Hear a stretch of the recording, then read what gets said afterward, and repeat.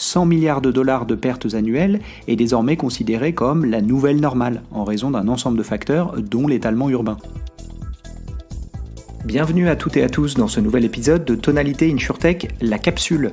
Avec ce format, l'idée est de partager avec vous de manière plus régulière mes réactions ou réflexions sur des sujets d'actualité ou des articles parus récemment. Le tout pour mieux appréhender l'innovation à l'œuvre dans l'assurance. Bonne écoute! Je vous propose aujourd'hui de parcourir un article publié récemment dans le Financial Times. Il s'intéresse à l'enjeu climatique pour les assureurs.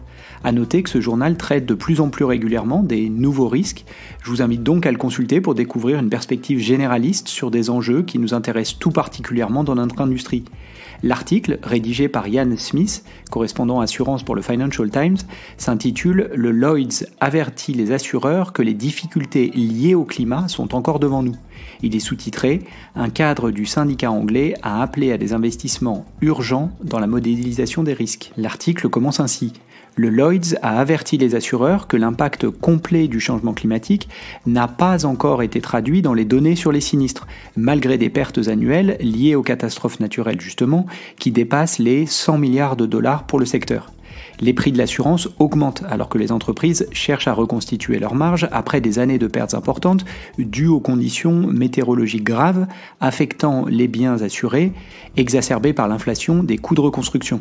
Le réchauffement de la planète étant pointé à la fois par les experts de l'assurance et les militants comme un élément structurant. Cependant, lors d'un événement privé le mois dernier, un cadre de Lloyd's qui surveille le marché a déclaré aux souscripteurs qu'il n'avait pas encore vu de preuves claires indiquant que le changement climatique était un facteur majeur dans les coûts des sinistres. Kristen Mitchell-Wallace, directrice de la gestion des risques de portefeuille, a prédit quant à elle que cet effet amplifiera cependant les pertes futures et a appelé les entreprises à prendre des mesures urgentes pour investir dans la modélisation et améliorer leur tarification. Les pertes augmentent déjà, donc le changement climatique est susceptible d'amplifier ces augmentations, a déclaré Mitchell-Wallace, selon une transcription de ses propos consultée par le Financial Times. D'ici à ce que nous puissions voir définitivement l'impact sur les sinistres, il sera trop tard. Fin de la citation. Cette prédiction suggère qu'une forte hausse des prix de l'assurance habitation et des biens, qui a déjà créé une crise d'accessibilité pour les ménages et les entreprises dans les zones à risque, est encore à venir.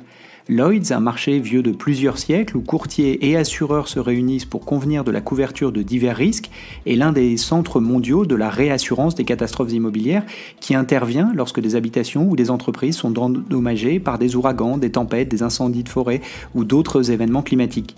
Des orages aux États-Unis, des inondations en Nouvelle-Zélande et d'autres catastrophes naturelles ont laissé le secteur mondial de l'assurance avec des pertes estimées à 50 milliards de dollars au cours du premier semestre de cette année, le deuxième pire début d'année depuis 2011, selon des données du réassureur Swiss Re. 100 milliards de dollars de pertes annuelles est désormais considéré comme la nouvelle normale, en raison d'un ensemble de facteurs, dont l'étalement urbain. Les prix pratiqués par les réassureurs, qui partagent les pertes avec les assureurs primaires, ont augmenté jusqu'à 200% en janvier. Cette évolution a déjà provoqué des remous parmi les assureurs directs, contribuant par exemple aux décisions d'assureurs tels que State Farm d'arrêter de souscrire de nouvelles polices d'assurance habitation en Californie. Le mois dernier, le commissaire à l'assurance de la Californie a annoncé une série de mesures visant justement à stabiliser le marché local. Reconnaissant que l'impact du changement climatique varie d'une région à l'autre et pour chaque péril, comme le vent, le feu, les inondations, etc., Mitchell-Wallace a appelé à une approche bien réfléchie du marché avec des investissements dans les technologies d'analyse axées sur les risques qui représentent une plus grande menace pour les portefeuilles. Le prochain test clé pour le marché de l'assurance sera le renouvellement à venir en janvier. Les analystes et les cadres dirigeants décrivent généralement une approche plus ordonnée que l'année dernière, où les discussions étaient tendues alors que les réassureurs exigeaient des conditions plus strictes et des augmentations substantielles de primes. Cependant, certains prédisent que l'appétence des réassureurs à prendre des expositions aux catastrophes naturelles restera limitée. La capacité est toujours susceptible d'être restreinte en raison des pertes mondiales liées aux catastrophes naturelles, celles-ci restant à des niveaux records, d'après les déclarations de Adam Garrad, responsable des risques et du courtage d'entreprise chez Willis Towers Watson, l'un des plus grands courtiers en assurance au monde. Petite note personnelle pour finir, je trouve intéressant que des acteurs historiques de l'assurance soulignent la nécessité d'investissement dans la technologie comme solution pour l'industrie à faire face à ces nouveaux enjeux. C'est la fin de cet épisode, merci pour votre écoute. Si le contenu vous a plu, n'hésitez pas à le partager autour de vous, auprès de vos collègues. Puis ravi d'échanger ensemble, vous pouvez facilement me retrouver sur les réseaux sociaux, Twitter, LinkedIn. Et évidemment, je vous donne rendez-vous pour le prochain numéro de Tonalité InsurTech. À bientôt.